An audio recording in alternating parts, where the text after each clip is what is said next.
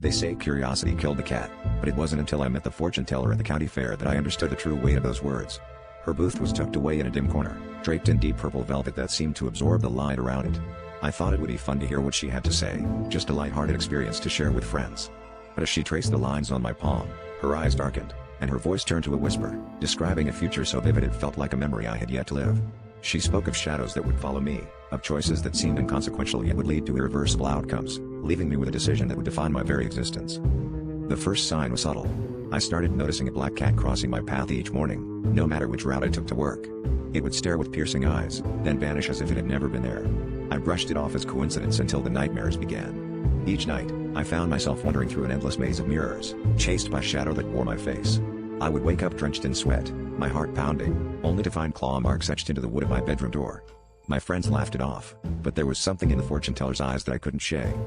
As the days passed, her words wove themselves into the fabric of my life. An unease settled over me, a suffocating presence that I couldn't escape. I started seeing reflections of myself in odd places, store windows, rearview mirrors, where my reflection would linger a moment too long, watching with a knowing smirk.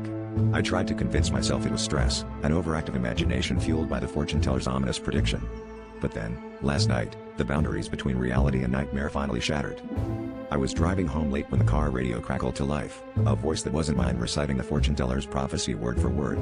Panic surged through me, and I lost control of the car, skidding into the ditch. When I looked up, the black cat was there, perched on the hood, eyes glowing with an unnatural light. Its mouth open, and in a voice eerily similar to my own, it whispered, "You can't escape what you become." In that moment, I understood the choice she had meant all along. The shadow was not something that followed me, it was a part of me, waiting to take over. And as the darkness closed in, I realized there was no turning back.